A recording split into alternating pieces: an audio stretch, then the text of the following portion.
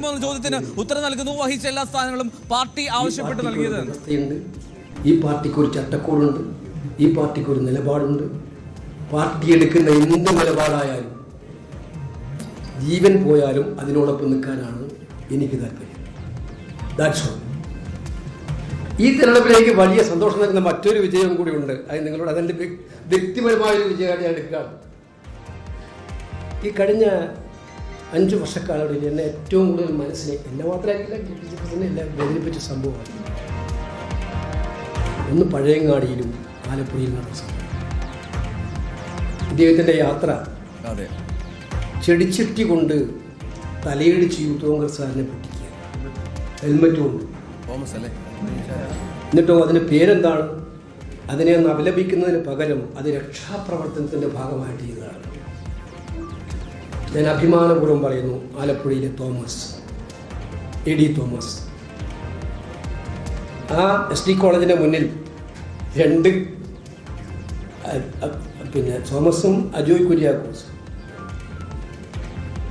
ഈ 2 പേരുമാണ് ആകെ ഉണ്ടായിരുന്നത്. ഒരു മുഖ്യമന്ത്രിയുടെ വാഹന വ്യൂഹം ചീറിപ്പാഞ്ഞു പോവാണ്. എത്ര വാഹനമുണ്ട് നിങ്ങൾക്ക് എല്ലാവർക്കും അറിയാം. ഒരു കൊടി കാണിച്ച് അവിടെ നിന്ന് പോവുകയുണ്ടായിരുന്നു. അവിടെ വണ്ടി നിർത്തി ആരാണ്? ഗൺമാൻ.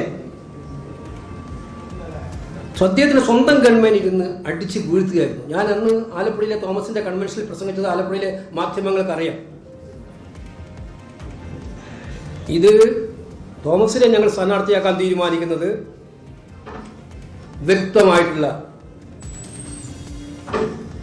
ഇത് ഞങ്ങളുടെ മനസ്സിലുള്ള ഏറ്റവും സങ്കടകരമായൊരവസ്ഥയ്ക്ക് ജനത്തിനോട് പ്രതികാരം ചെയ്യാൻ ആവശ്യപ്പെട്ടുകൊണ്ട് തന്നെയാണ്. ആലപ്പുഴ കഴിഞ്ഞ പ്രാവശ്യം എത്ര വോട്ടിനാണ് ജയിച്ചത്? ഇപ്രാവശ്യം 20,000-ഓളം വോട്ട് ഇപ്പോൾ കഴിഞ്ഞു. പോസ്റ്റൽ വോട്ടും കൂടെ എണ്ണാനുണ്ട്. മാരാരിക്കുളത്ത് CPM-ന്റെ ഏറ്റവും ശക്തമായ കോട്ടയിലാണ് തോമസിന്റെ ഏറ്റവും ഉജ്ജ്വലമായിട്ട് മുന്നേറ്റം ഉണ്ടായത്. അത് കൃത്യമായ സന്ദേശം. കേരളത്തിലെ ജനങ്ങൾ ഇത് സഹിക്കില്ല. അവിടുത്തെ നമ്മുടെ യൂത്ത് കോൺഗ്രസ് ജില്ലാ പ്രസിഡന്റ് പ്രവീണിനെ ഇതുപോലെ അടിച്ചു തീർത്തതാണ്. അപ്പോൾ സമരങ്ങളോട് ഒരു CPM ഗവൺമെൻറ് കാണിച്ച അസഹിഷ്ണുതയുടെ ഏറ്റവും വലിയ പര്യായമായിരുന്നു. അതിൻ്റെ ഇരയായിരുന്നു തോമസ്. ആ തോമസ് ഈ തെരഞ്ഞെടുപ്പിൽ വിജയിക്കുന്നതോടെ ഈ അസഹിഷ്ണുതകളെ, ഈ അഹങ്കാര രാഷ്ട്രീയത്തിലുള്ള ഏറ്റവും വലിയ മറുപടിയായിട്ടാണ് അതിനെ കാണുന്നത്. ഈ ഉപദ്രവിച്ച പോലീസുകാരെ കൃത്യമായി അറിയുമ്പോൾ പേരെടുത്ത് തന്നെ പറയുന്നുമുണ്ട്. ഈ പോലീസുകാർ പിന്നീട് സാധാരണഗതിയിൽ UDF സർക്കാർ വരുമ്പോൾ ഇവരെയൊക്കെ സേഫ് പൊസിഷനിൽ നിർത്താറാണ് പതിവ്. ഇത്തവണയും അത്തരം ഒരു രീതി UDF പ്രവർത്തകർ കാണിക്കും. അതല്ല നമ്മൾ UDF-നെ സംബന്ധിച്ചിടത്തോളം ആരോടും പ്രത്യേകമായിട്ട് പ്രതികാരം കാണിക്കാനുള്ള ഒരു അവസരമായിട്ടല്ല സർക്കാരിനെ കാണുക.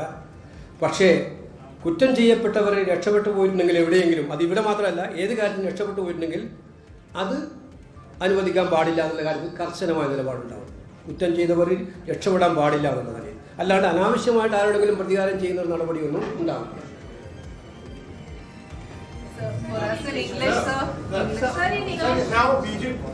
Now left is out of the power.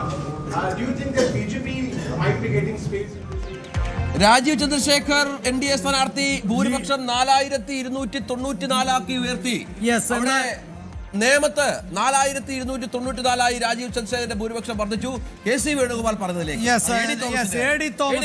എ.ഡി. Thomas ആണ് ഇത്തവണ. നമ്മൾ നേരത്തെ സൂചിപ്പിച്ചു, അതായത് ധർമ്മടത്ത് അബ്ദുൾ റഷീദ് എന്ന സ്ഥാനാർത്ഥി 6 റൗണ്ട് വോട്ടെണ്ണുമ്പോഴും പിണറായി വിജയനെ വിറപ്പിച്ചിരുന്നുവെങ്കിൽ ഈ തെരഞ്ഞെടുപ്പിൽ ഒരു പക്ഷേ ഇപ്പോൾ സ്ക്രീനിൽ കാണുന്ന ആലപ്പുഴയിലെ എ.ഡി. തോമസ് ഒരു യുവ നേതാവ് എന്ന നിലയിലൊന്നും കേരളത്തിന് അത്ര പരിചയമില്ല. കാഴ്ച കാണാനാവില്ലായിരുന്നു. സാക്ഷിയുള്ളവർക്കാർക്കും ഒരു ചെറുപ്പക്കാരനെ പട്ടിയെ തല്ലുന്നത് പോലെ മുഖ്യമന്ത്രിയുടെ മുന്നിലിട്ട് മുഖ്യമന്ത്രിയുടെ വാഹന വ്യൂഹം കടന്നുപോയപ്പോ ഇയാൾ ആരാ രാജാവോ എന്ന് ജനം ചോദിച്ച പല ചോദ്യങ്ങളുമുണ്ട്. ഇയാൾ ആരാ രാജാവോ എന്നാണ് ചോദിച്ചത്. അങ്ങനെ കേരളീയ മനസാക്ഷിയുടെ നടുക്കൂടെ ഇങ്ങനെ കാർ ഓടിച്ച് കറുത്ത കാറും പരിവാരങ്ങളുമായി പോയ മുഖ്യമന്ത്രിക്ക് ജനം നൽകിയ മറുപടിയാണിത്. അത് രക്ഷാപ്രവർത്തനമായിരുന്നു രഞ്ജിത്തിന് മനസ്സിലായില്ല. അത് മുഖ്യമന്ത്രി പറഞ്ഞത് രക്ഷാപ്രവർത്തനമായിരുന്നു എന്നാണ്. ആ രക്ഷാപ്രവർത്തനം എന്തായാലും ആലപ്പുഴയിലെ ജനങ്ങൾ നടത്തിയിട്ടുണ്ട്. അങ്ങനെ ആലപ്പുഴയിലെ ആലപ്പുഴയിലെ വോട്ടർമാർ കൃത്യമായ രക്ഷാപ്രവർത്തനം നടത്തി. അങ്ങനെ പരിക്കേറ്റ അവിടുത്തെ AD തോമസിനെ അവർ രക്ഷിച്ചു. അതാണ് ഇപ്പൊ കാണുന്നത്. ആ രക്ഷിച്ചത് വിജയമാണ് നമ്മൾ ഇപ്പോൾ കാണുന്നത്. പറയുന്നത് സർക്കാർ സർവീസിലുള്ള ആളുകളാണെന്നേ, അവരൊക്കെ ഇനി സർവീസിൽ തുടരുന്നവരാണെന്നേ. AD തോമസ് വന്ന് ഇറങ്ങിയാൽ സല്യൂട്ട് ചെയ്യേണ്ടി വരും. സല്യൂട്ട് ചെയ്യേണ്ടി വരും. AD തോമസ് നിയമസഭയിൽ പല സ്പീക്കറൊക്കെ ആക്കി കഴിഞ്ഞാൽ അവസ്ഥയിലാലേക്ക് പിണറായി വിജയനൊക്കെ സാറേന്ന് വിളിക്കേണ്ടി വരും. ആദ്യമായിട്ടൊക്കെ ജയിച്ചു വരുന്നുണ്ട് സ്പീക്കറിലേക്ക്. എന്ത് സംഭവിക്കാം? KCയുടെ നല്ല സന്ദേശം അതാണ്. എന്ത് സംഭവിക്കാന്നാണ്. ഞങ്ങൾ നടത്തിയെടുക്കും. ശരി, ഒരുപക്ഷെ കാഴ്ചകളും ഇനിയും നമ്മൾ സഭയിൽ കണ്ടേക്കാം എന്നതാണ് രഞ്ജിത്ത് പറഞ്ഞു വെക്കുന്നത്. AD തോമസിനെ സംബന്ധിച്ചിടത്തോളം ഇതൊരു മധുര പ്രതികാരമാണ് എന്നതിൽ ഒരു തർക്കവുമില്ല. അതായത് ആലപ്പുഴയിൽ വെച്ചായിരുന്നു AD തോമസിന് ഇത്തരത്തിൽ അതിക്രൂരമായ മർദ്ദനമേറ്റത്. ആ മർദ്ദനത്തിൽ രാഷ്ട്രീയ അഭിപ്രായ വ്യത്യാസങ്ങൾക്കപ്പുറം എന്ത് തന്നെയാണെങ്കിലും മുഖ്യമന്ത്രിയുടെ സുരക്ഷാ ഉദ്യോഗസ്ഥർ വിമർശനം നേരിട്ടതാണ്. ആ ദൃശ്യങ്ങൾ ഒരുപക്ഷെ നമ്മുടെ ലൈബ്രറിയിൽ ഉണ്ടാകും. അതായത് അവിടുത്തെ പ്രാദേശിക പോലീസ് സംവിധാനം കൃത്യമായി സുരക്ഷ ഒരുക്കുകയും അതായത് AD തോമസിനെ അവിടെ നിന്ന് മാറ്റുകയും ചെയ്യുന്നുണ്ട്. അവിടെയാണ് മുഖ്യമന്ത്രിയുടെ സുരക്ഷാ വാഹനത്തിൽ നിന്ന് സെക്യൂരിറ്റി ഉദ്യോഗസ്ഥർ പുറത്തിറങ്ങി കൃത്യമായി ചെന്ന് ബോധപൂർവമായി തലക്കടിക്കുന്ന രംഗങ്ങൾ ഉണ്ടായിരുന്നത്. ചെടിച്ചട്ടി കൊണ്ട് അടക്കം മറ്റു പ്രവർത്തകർ ഉൾപ്പെടെ എത്രയോ അമ്മമാരുടെയും എത്രയോ മാതാപിതാക്കളുടെയും കണ്ണ് നിറഞ്ഞ മനസ്സ് വല്ലാതെ വിങ്ങിയ സംഭവമായിരിക്കും. ചെറുപ്പക്കാരന്റെ പട്ടിയെ തരുന്ന പോലെ തല്ലി അവനിന്ന് കേരളത്തിന്റെ MLA ആണെന്നേ. ചിത്തരഞ്ജനെ പോലെ ഒരു പ്രമുഖനെ തോൽപ്പിച്ചെന്നേ. ആലപ്പുഴയുടെ വിപ്ലവ മണ്ണിൽ നിന്ന് അവനിങ്ങനെ നെഞ്ചുവിരിച്ച് കടന്നു വരികയാണ് കേരള നിയമസഭയിലേക്ക്. തീർച്ചയായും രഞ്ജിത്ത്, ഒരുപക്ഷെ ഞാൻ ഇടയ്ക്ക് സൂചിപ്പിച്ചിരുന്നു, കൂടുതൽ വാർത്തകൾക്ക് News 18 Keralam YouTube channel subscribe ചെയ്യുക.